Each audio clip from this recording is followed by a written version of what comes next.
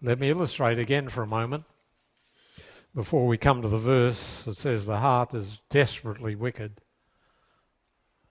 Who can know it? You've all heard of Karl Marx. Karl Marx was a brilliant intellectual, somewhat of a drunk, smoked heavily. His 3 daughters suicided because they were so unhappy in their home. His wife died with a broken heart. He rarely washed. He lived a lot on very spiced foods. So Marx, through most of his influential life, particularly when he's writing Das Kapital, was suffering terribly from boils. And it's very hard to have one boil, let alone boils plural, without being hard to get on with. And Marx never got on with anybody, in or out of his family. But he wrote the most influential book, apart from Darwin's book, and Marx wanted to hail Darwin's book to all who read his book, but he got no cooperation from the English. But Marx's book, Das Kapital, based on the idea dialectical materialism, which means in common language, when people are hungry, they fight. Dialectical materialism, the base of communism, says economics is everything. And ultimately what matters is not your universities, it's whether there's enough food to eat. And communism sounded so idealistic that many, many good people embraced it.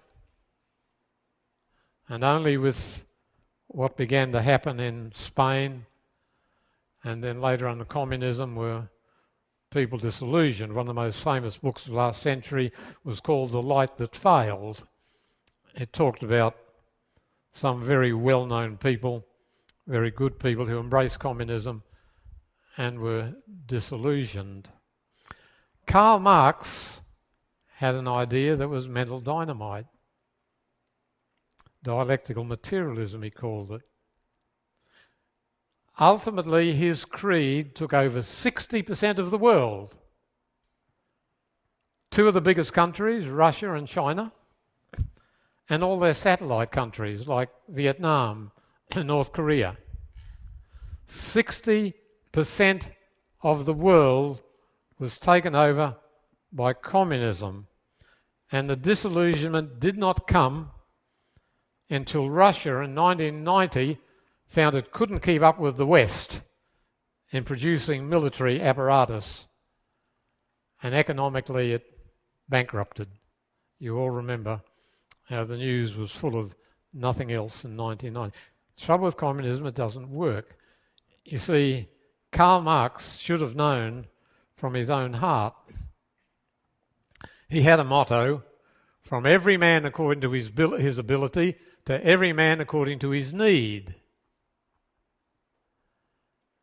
What he found out, what the Russians found out, is that people won't work for nothing. That communism will not work because of the nature of the human heart. The average person doesn't really believe in the motto, from every man according to his ability to every man according to his need. No, we're too selfish for that. So here was an idea. But 60% of the world trusted in Karl Marx, trusted in Lenin, who died of a brain tumour when he was 53, trusted in Stalin, who murdered approximately 70 million people. The reason Russia was in such terrible straits at the beginning of World War II, when they lost about 250,000 men, thousands of planes and tanks, and the whole Russian front seemed to be collapsing till the Germans got within 15 miles of Moscow. The reason why Russia collapsed so easily is because Stalin had murdered all the top military people. He considered they were a threat. So he did with them what he wanted to do to Zhukov later. When World War II was over, Zhukov came into Moscow riding on a beautiful stallion, and he was just like a young man, perhaps the greatest general of the war. You say, what about Patton and Montgomery? Let me tell you of another idea that's mental dynamite.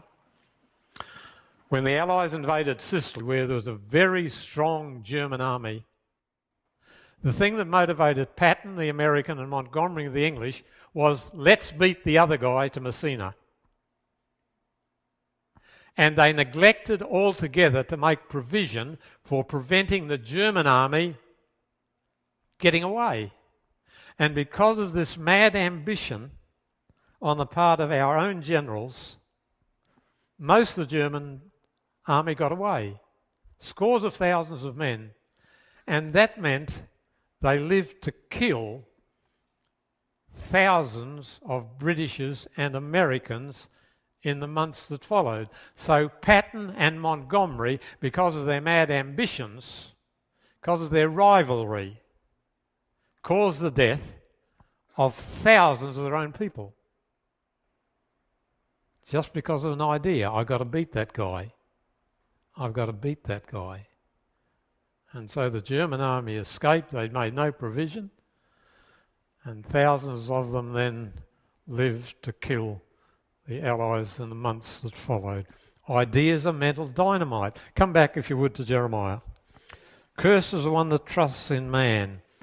60% of the world trusted in Karl Marx, a man who couldn't get on with anybody, whose own daughter's suicide, whose wife died of a broken heart, who never washed, who was so eaten up by ulcers that he couldn't write anything without venom, and who was fraudulent in his sources in the most influential book of that century. For 100 years after he wrote it in the 19th century, well into the 20th century, most influential book in the world, apart from The Origin of Species. But it's based on fraudulent sources. A man that's churned up with ulcers and boils, not too careful about ethics, and Marx wasn't careful, and he lied his way into immortality. Going on in verse 5.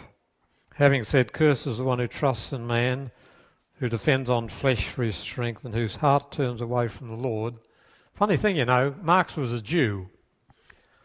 Like most of the revolutionary leaders in the 19th century, they were mostly Jews. They were mostly Jewish atheists. But strangely, Marx became a Christian. And in his early years, he was quite romantic, wrote poetry and all that sort of thing. And then as his own ambitions crumbled and he couldn't get work, his finances went down to nothing, his whole spirit changed. But here's a man whom the world didn't know, and yet the world puts their trust in him. And here's the result. When Marx turned millions to atheism, the result is he'll be like a bush in the wastelands. He'll not see prosperity when it comes. He'll dwell in the parched places of the desert, in a salt land where no one lives. Trouble with atheism, it doesn't work.